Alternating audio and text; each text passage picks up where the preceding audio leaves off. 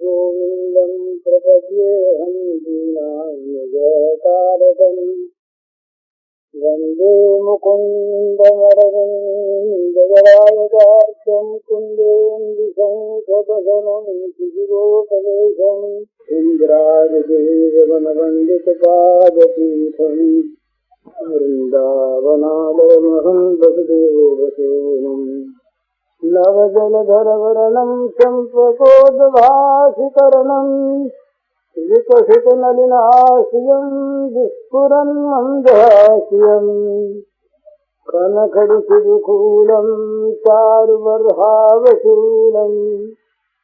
कमपि निखिलसारं नौनिगोपीकवारम् वंशीविभूषितकरान्नवनीराभात् पीताम्बराधरुणबिम्बफलाधरोष्ठात् पूर्णेन्दुसुन्दरमुखादरविन्दनेत्रात् कृष्णात् परं किमपि तत्त्वमहं न जाने ध्यानाध्यासवशीकृतेर्मनसा तन्निर्गुणं निष्क्रियम् ज्योतिकिञ्चनयोगिनो यदि परं पश्यन्ति ते अस्माकं तु तदेव लोचनचमत्काराय भूयाचिरम् कालिन्दी पुलिनेषु यत्किमपि तन्नीलं मूढावति राममय सब जगजानी करूं प्रणाम जोर जुगपानी। समस्त चराचर जगत में प्राणी मात्र के रूप में अभिव्यक्त श्री भगवान के पावन चरण कमलों में सबके नमस्कार। आज वो फल बेचने वाली की कथा कहनी है, इसीलिए कुछ सहारा मिले तो एक किताब भी ले आया है। उसके पहले एक छोटा सा प्रश्न है। एक तो नाम के संबंध में कुछ बातें जानने की थी, वो तो लंबा प्रसंग है, उसको तो अभी नहीं। एक दूसरा प्रसंग है ऐसा कि भाई कोई आदमी भगवान राम का भक्त है, राम का नाम जपता है, उसके कोई मित्र या कोई पत्नी के पति या कोई भाई, कोई भी उसे कहते हैं कि तुम राम के बदले राधा कृष्ण नाम जपो। उसका अभ्यास है राम नाम का, तो वो क्या करे? ये एक प्रश्न है। बात तो असल में यह है कि जो कृष्ण है वही राम है, कोई भेद नहीं। जिसका राम नाम में नेह है, जो भगवान राम के उपासक हैं, उन्हें ये समझना चाहिए कि उन्हीं के राम श्री कृष्ण हैं, और जो श्री कृष्ण के उपासक हैं ये समझें कि उन्हीं के कृष्ण श्री राम है। तो इसलिए अगर राम नाम किसी को अच्छा लगता है तो कृष्ण नाम को, राधा कृष्ण नाम को छोटा तो न माने, विरोध न करे, पर अपने प्रिय राम नाम का निरंतर जप करता रहे, उसे छोड़ने की आवश्यकता नहीं। पर यदि कोई प्रियजन कहे तो वहाँ पर अपनी परिस्थिति पर आप विचार करें। न राम कृष्ण नाम में भेद है, न उनमें कोई छोटा बड़ा है, न उनके कोई फल में भेद है। अगर किसी स्त्री को उनके पति कहते हों और यदि वो नाम राधा कृष्ण का ले सके तो लें, कोई आपत्ति नहीं। उन प्रियजन के कहने से, अथवा वो प्रियजन गुरुजन ही ये कह देंगे भाई कोई बात नहीं, राम का नाम लिया करो, क्या है उसमें, दोनों ही समान है, दोनों ही समान मीठे हैं, तो इसमें तो कोई प्रश्न जैसी बात खास नहीं है। ये कुछ ऐसे आजकल कुछ, ये तो इनके यहाँ तो घर की बात है, मैं तो औरों की बात कहता हूँ। ये मेरे पास ऐसे प्रश्न आते हैं कि साहब हम तो अमुक संप्रदाय के हैं और हम कृष्ण का नाम कैसे लें, और एक दूसरे कहते हैं कि हम राम का नाम कैसे लें। ऐसे प्रश्न मेरे पास आए पिछले दिनों। एक जगह ये 16 नाम कीर्तन हो रहा था, तो वहाँ विरोध हो गया। वहाँ राम के उपासकों ने कहा कि इसमें तो कृष्ण का नाम आता है, हरि का नाम आता है, इसमें हमारा विरोध है। अभी सहस्रनाम देखो, राम सहस्रनाम देख लो। राम सहस्रनाम में विष्णु, राम, कृष्ण, हरि सब राम के नाम है। कृष्ण सहस्रनाम में राम, हरि ये सब श्री कृष्ण के नाम है। विष्णु सहस्रनाम में ये सब विष्णु के नाम है। कोई इनमें अंतर नहीं है।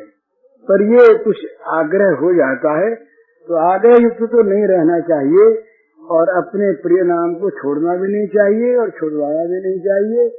ये एक मामूली सी बात है, इसमें आग्रह करने की आवश्यकता नहीं। ऐसी बातों को लेकर के पिछले दिनों एक बात हुई, झगड़ा हो गया। तो वो अब भगवान का विरोध, राम का विरोध करें तो भगवान का विरोध, कृष्ण का विरोध करें तो भगवान का विरोध, ब्रह्म का विरोध करें तो भगवान का विरोध। तो ये तो अज्ञान है।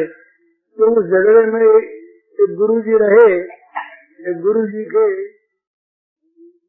2 शिष्य थे। 2 शिष्यों ने उनके चरण दबाने के लिए एक टांग बांट रखी थी। बोले बाई टांग मेरी, दाहिनी टांग तुम्हारी। दाहिनी टांग को तुम दबाया करो, बाई को मैं दबाया करो। तो एक दिन दाहिने वाले ने बाई टांग को भूल से दबा दिया। तो बाई वाले ने कहा कि तुमने मेरी टांग ले ली, तुमने तेरी टांग को तोड़ डालेंगे। उसने कहा कि तेने मेरी ले ली, तुमने तेरी को तोड़ूंगा। दोनों ने लाठी चलाया, गुरु जी की टांग टूट गई। हंसने की बात नहीं है।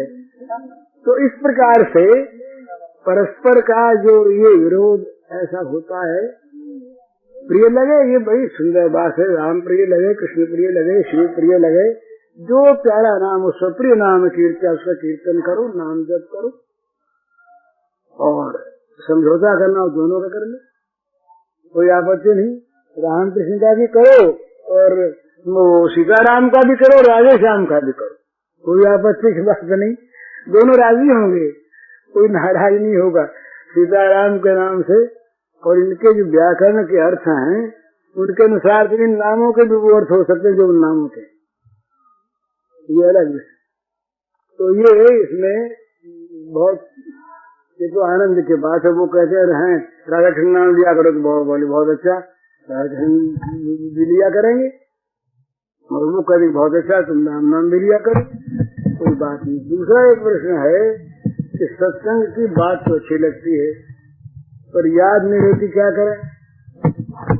तो इसमें सब बातें सबको याद रहती भी, किसी को भी नहीं रहती। इतनी बात सुनने को मिलती है कि सुनते सुनते आप लोगों के तो कान पड़ जाते होंगे। कहने वाले बहुत हम लोग, और सुनना तो सबको पड़ता है। आदत है ना, ये रात दिन सुने सुने सुने सुने, तो ये मुश्किल की चीज है। तो याद नहीं रहती, आवश्यकता भी नहीं है। जितनी बात अपने काम के मालूम दे उन्हें याद ही न रखे, अपने जीवन में उतारने की चेष्टा करे। सच्चा सत्संग वो है कि सत्संग में सुनी हुई अपने लिए जो उपयोगी वस्तु है उसको हम जीवन में स्वीकार कर लें। सच बोलने की बात सुनी, सत्य पर आख्यान सुने, बहुत से आख्यान न रहे, याद न सही, लेकिन सत्य बोलना यदि हमें स्वीकार है तो बस सत्य बोलना शुरू कर दे। ये सत्संग का परम लाभ है। सब बातें याद रहती नहीं, रखने की आवश्यकता है। और परस्पर विरोधी बातें भी तो होती है ना, जहाँ एक गुरु का सत्संग होता है, ये नियम है, निष्ठा है, वहाँ तो साधन के बाद एक सी आदमी। और जहाँ व्याख्यान प्रवचन होते हैं विभिन्न विषयों पर, वहाँ वक्ता ठीक बोलता है, पर वो प्रसंगानुसार बोलता है। जिस प्रसंग पर वो कहना चाहता है उस प्रसंग की वो व्याख्या करता है। वो प्रसंग किसी दूसरे प्रसंग के साथ उतने अंश में शायद मेल न खावे, और खाता हो तो उसकी मीमांसा करने वाला कौन? शब्दों में भेद आ गया, तो इसलिए उसमें थोड़ा सा बुद्धि भेद भी संभव है। तो जितनी बात भगवान की सुनने को मिले सब सुने, सुनने में प्रेम करे। सुनना बड़ा अच्छा, कानों में भगवान के गुण जाए, भगवान का नाम जाए, भगवान की चर्चा जाए, बड़ी अच्छी, बड़ा मंगल। जितनी याद रहे उतनी याद रहे। स्मृति शक्ति सबकी एक से नहीं होती, किसी को बहुत बात याद रहती, किसी को कम बात याद रहती है। तो जितनी याद रहे उतनी में संतोष करे, और उतनी में से भी जो चीज अच्छी हो, जो अपने उपयुक्त हो, जिसको स्वीकार करता हो मन, उसको जीवन में उतार ले। सत्संग का एक ही लाभ है भला। एक सत्संग की बात बहुत पुरानी बात है, शायद मैंने कही भी होगी पहले एक नाटककार थे, ये साहित्यिक बात है। नाटककार थे आगा हश्र, ये 40 वर्ष पहले की शायद बात है, 45 वर्ष हो गए होंगे। उन्होंने एक नाटक लिखा था सूरदास। तो सूरदास नाटक में एक उन्होंने प्रसंग लिखा कि एक बार डाकुओं ने कहीं डाका डाला और बहुत सा माल लूट करके ले गए। तो वो जंगल में गए उसका बंटवारा करने के लिए। बहुत से डाकू थे, तो भाई वहाँ जंगल में बांट लिया जाए। तो जंगल में सोचा कि पहले उनके जो इष्ट देवी थी तो उसकी उपासना कर लें, उसकी पूजा कर लें, भोगों को लगा दे, पीछे बांटेंगे। उधर पुलिस उनके पीछे लगी थी। तो पुलिस की सीआईडी में एक महिला अधिकारिणी थी, तो उसके जिम्मे ये काम आया। तो महिला को डाकुओं का पता लग गया, वो उनके पीछे पीछे गई। जहाँ वो उनके काली जी की मूर्ति थी, उसके सामने सारे डाकू बैठे, डाकुओं का सामान रखा, और सामान रख करके वो काली की पूजा में लगे। उसने सारी बातें जान ली, तो उसने अपना काला काला रूप बना लिया, लंबी नकली जीभ लगा ली, बाहर निकाल ली, हाथ में वो हथियार ले लिए। मैं आ गई, प्रकट हो गई। तो काली जी की मूर्ति के सामने वो आ गए। अब डाकू बड़े प्रसन्न से आज तो निहाल हो गए, खुद माता जी प्रकट हो गई हम लोगों की पूजा ग्रहण करने के लिए।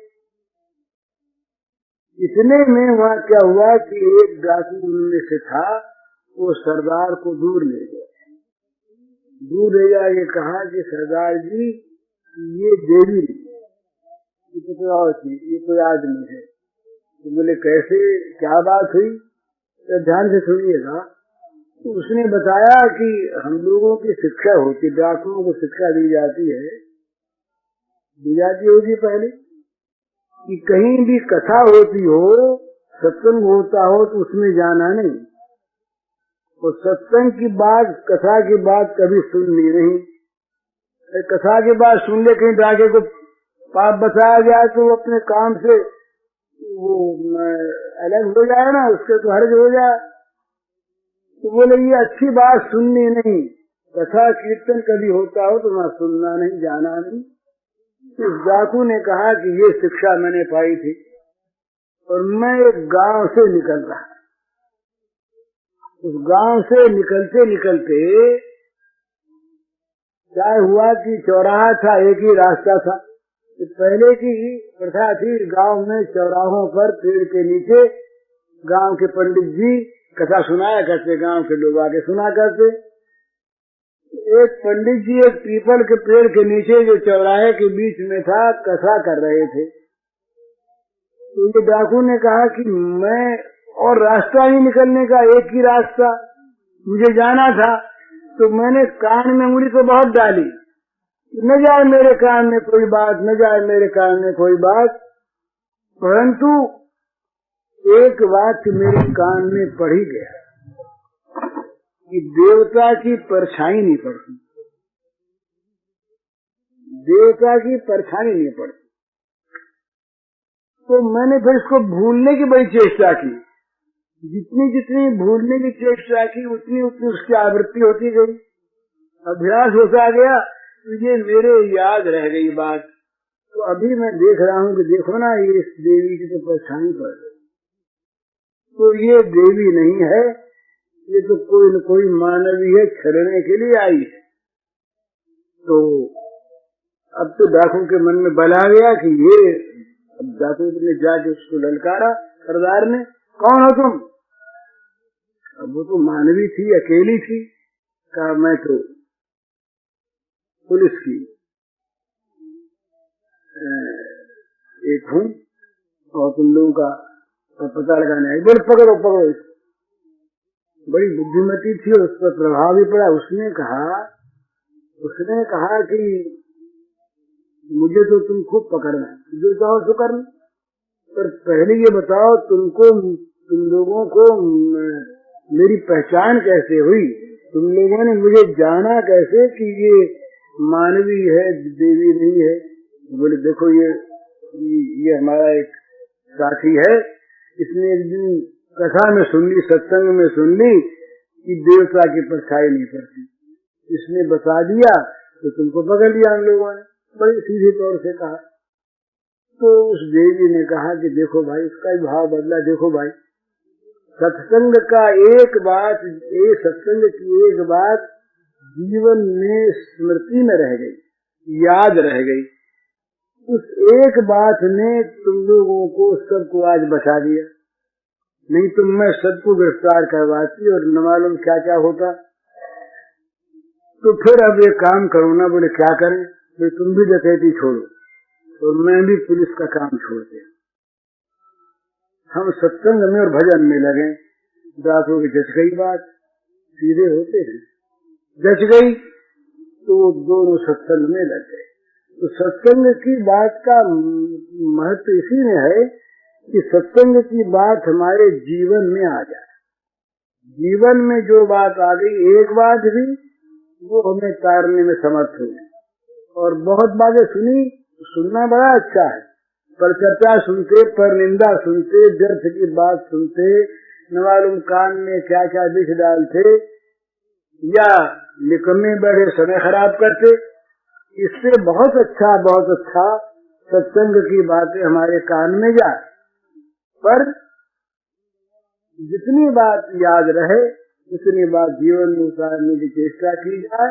सत्संग की बात से लाभ होगा, ये निश्चित बात है। ये उसका उत्तर है, याद रहे, कम याद है। तो वही रोशनी क्या हुआ, टॉर्च ले आओ। और कोई आवश्यक भी बहुत नहीं है, पर ले आओ, हमें दे दो। तो अब वो प्रसंग है, ये प्रसंग है श्याम सुंदर के, भगवान श्री कृष्ण के बाल लीला का। बड़ा सुंदर प्रसंग है। और भगवान जो है ना, ये सबके लिए है, सबके। बहुत बड़े विद्वान होंगे, बहुत बड़े विद्वान, बहुत बड़े दार्शनिक पंडित, उनको बच्चों के साथ खेलने में लज्जा आवेगी, उनको अपठित लोगों के पास बैठने में असम्मान का बोध होगा। वो किसी विद्वानों की मंडली में, विद्वानों में बैठेंगे। पर ये भगवान ऐसे हैं, बच्चों में ठीक बच्चे बनकर खेलते हैं, बूढ़ों में बूढ़े बन जाते हैं। इनको न शर्म है, न लिहाज है, कुछ भी नहीं। ब्रह्मा को इसी पर मोह हो गया महाराज। ये जब वन भोजन करने लगे और वन में वहाँ पर सबके घरों से छींके आए थे, तो अपनी अपनी पत्तल में किसी ने पत्ता ले लिया, किसी ने पत्थर की सिलाई रख ली, किसी ने फूल को बिछा लिया। इस प्रकार तो ये भोजन पात्र बने। ब्रह्मा देखते हैं कि अभी अभी अघासुर के उद्धार की चीज हम देख करके आए। अघासुर के शरीर से ज्योत निकली और वो भगवान श्री कृष्ण के चरणों में समा गई। वो भगवान ये क्या देखते हैं, इन बच्चों के साथ इस प्रकार ये बिना किसी संकोच के खेल रहे, हंस रहे, और यहाँ वन में बैठ करके सबके साथ खाने में लिखा भागवत में कि हंसते हंसाते हुए खा रहे, हंसे हंसावे आपस में खूब दिल लगी करें, खूब मजाक करें। ब्रह्मा जी ने देखा, भागवतकार कुछ लिखते नहीं, पत्रिकाकारों ने बड़ी सुंदर सुंदर बातें इस पर उत्प्रेक्षाएं की हैं। वो कहते हैं कि ये ब्रह्मा जी को एक नई लीला देखने का आनंद देने के लिए भगवान ने ये लीला रची, अथवा ब्रह्मा जी की इच्छा हो गई नई लीला देखने को मिले, इसलिए उन्होंने बछड़ों को और उनको बालकों को चुराया। संदेह नहीं हुआ था। कोई कहते हैं कि भाई भगवान की इस बालक लीला को देख करके अब वो जो बच्चे जैसे हंसते हंसाते हैं, इस प्रकार इनको हंसते हंसाते देख करके ब्रह्मा के मन में संदेह हो गया। पर भगवान की ये बहन है, भगवान ये लीला में सबके साथ समान व्यवहार करते हैं, जो जैसा वैसे बन जाते हैं उसके साथ। लोगों को देख करके भले ही बहम हो, और उनके बहम से इनका कुछ बिगड़ता नहीं। कोई भगवान को न माने तो मिटते नहीं, सत्य है ना। सत्य कभी स्वीकृति की आवश्यकता नहीं समझता, सत्य जो है सो है, कोई माने न माने। तो ये भगवान जो है श्री कृष्ण, इनकी ये मधुर लीला जो है बाल लीला, इसके प्रधानतया 3 अंग हैं, वात्सल्य, सख्य और मधुर।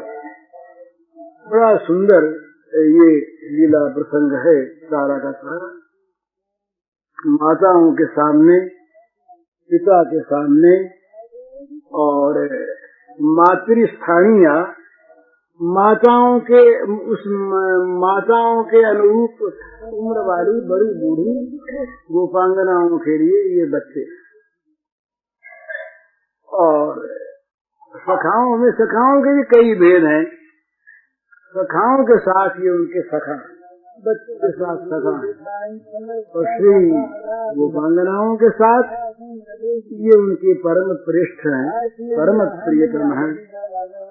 ये मधुर भाव है, सखाओं वाला सच्चे भाव है, और ये माता पिताओं के साथ जो बर्ताव है, ये उनके द्वारा वात्सल्य भाव से भगवान की भक्ति होती, तो वहाँ बिल्कुल बच्चे बन जाते, वात्सल्य भाव में बिल्कुल बच्चे बन जाते, और सच्चे भाव में बिल्कुल सखा बन जाते हैं, कहीं किसी प्रकार का संकोच नहीं करते। और प्रियतम भाव में तो राष्ट्रपंचाध्यायी प्रसिद्ध है, सब लोग देखते ही जब उसका भाव समझना बड़ा मुश्किल है। कृष्ण और राधा के और गोपियों के स्वरूप का ठीक निर्णय करना बड़ा कठिन। उसमें अपनी अपनी भावना के अनुसार लोगों ने कई प्रकार के अर्थ किए हैं, और जिनसे अनर्थ हुए हैं बहुत से, वे उनको छोड़ करके उनका बड़ा सुंदर, बड़ा दिव्य पवित्र सब वो परम त्यागमय है श्री गोपांगनाओं का वो भाव, वो सब लोग नहीं समझते। तो समझने की चीज है, ये विषय आज नहीं। तो आज तो केवल एक बात, एक विषय कहना। एक श्लोक है बड़ा सुंदर, वो कहते हैं, गोपालांगन कर्दमेषु विहरन्, गोपालांगन कर्दमेषु विहरन् विप्रध्वरे लज्जसे रूषे गोकुल हुंकृतै सुख सतै मौनम विधत्ते सता दास्यम गोकुल पुष्चलूषु पुरुषे स्वाम्यं न दान्तात्मसो ज्ञातम कृष्ण तवांघ्रि पंकजयुगम प्रेमैकलब्धं मुहुः। एक भक्त कहते हैं कि भगवान श्री कृष्ण ये पता लग गया कि आपके चरण कमलों की प्राप्ति केवल प्रेम और प्रेम से होती है। भाई ऐसा क्या देखा? तो कहते हैं कि महाराज प्रेम की बड़ी महिमा देखी हमने। गोपालांगन कर्दमेषु विहरन, इन ग्वालों के घरों के कीचड़ में आप लौटते हैं, विहार करते खेलते कीचड़ में कर्दमेषु। और विप्रध्वर राज्य से बड़े बड़े ऋषि मुनि आपका श्रुतियों के द्वारा आवाहन करते हैं, आप वहाँ प्रकट होने में शर्मा जाते। विप्रध्वरे लज्ज से यज्ञों में आप लजाते। और गुरु से गोकुल हिंकृत ही, किसी ग्वाले के बच्चे ने अगर आपको पुकार लिया, किसी बछड़े ने वो आपको पुकार लिया, तो आप उत्तर देते हाँ आया अभी आया। लेकिन वो बड़े भारी विद्वान लोग ऋषि लोग सैकड़ों स्तुतियाँ करते हैं आपकी। आप मौन विदग्ध सताम शुद्ध सतई, हजारों स्तुतियों के सामने भी आप मौन रह जाते हैं, बोलते उत्तर नहीं देते, सुनते रह जाते, जवाब नहीं देते। और दास्यम गोकुल पुष्टरीश पुरुषे, इन गोकुल की अहिरिनियों का, जिनके चरित्र के संबंध में भी लोग नाना प्रकार की बातें कहते हैं, उनकी तो आप गुलामी करते हैं, दासत्व करते हैं।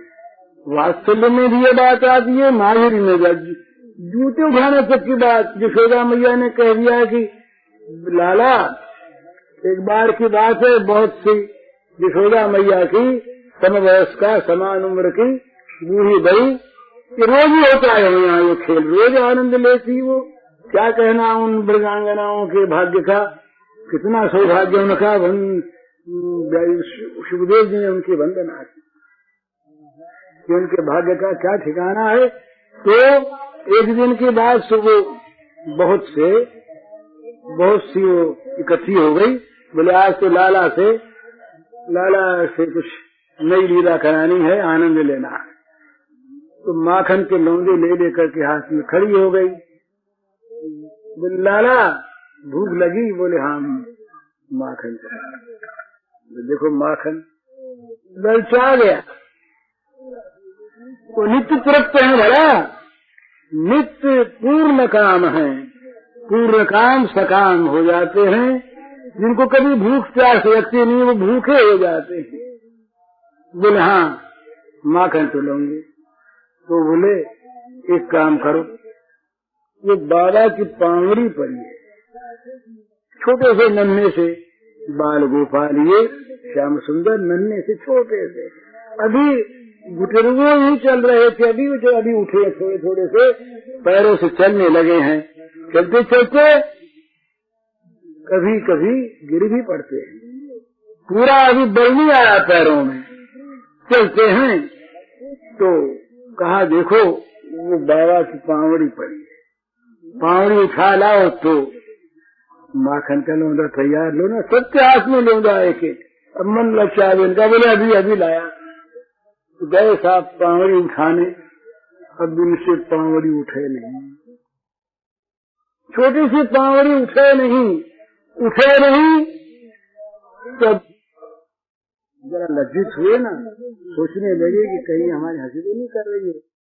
देखा माताओं की तरफ, एक के मुंह पर जरा सी हंसी थी। बोले आला उठा ना, तेरे में क्या इतना बल नहीं आया कि तू जरा सी पावड़ी नहीं उठा सकता? हाँ बोले उठाता हूँ। तो यूं छाती का जोर लगा कर किसी तरह से, कितना माधुरी है। गोवर्धन भारी सारे, इसमें कौन बड़ी बात है। अनंत अनंत ब्रह्मांड जिनके संकल्प से विधृत हैं, संकल्प पर स्थिर हैं, वो भगवान यदि गोवर्धन उठा लें तो कौन सा इसमें आश्चर्य का काम हुआ। और पावड़ी में उठना ये बड़े आश्चर्य की बात है। यही मधुरता है, यही माधुर्य है। फिर एक दिन जब ये उठाने लगे ये चीजें, तो महाराज एक दिन तो आज्ञा दे दी कि जाओ पीढ़ा उठा ले। अब वो देखो जरा इसमें बल आ गया है। माताएं समझती हैं कि देखो भाई बच्चे में यूं ही बल आएगा, इसको यूं ही काम सिखाएंगे, माखन का रोंदा दिखाएंगे तो मन चलेगा, तो पावड़ी उठाएगा, पावड़ी उठाते उठाते कुछ और बल आएगा तो और चीज उठाएगा। इसको तो गाय चराने जाना है ना, आगे जाकर के बड़ा काम करना है तो होशियार करना है। माताएं चाहती है कि बच्चा होशियार हो जाए, जरा बल आ जाए इसमें। तो एक दिन पीढ़े के लिए कह दिया महाराज, तो पीढ़ा न उठे, इसमें बड़ा स्वारस्य। तो भगवान सबके सामने वैसे बन जाते हैं।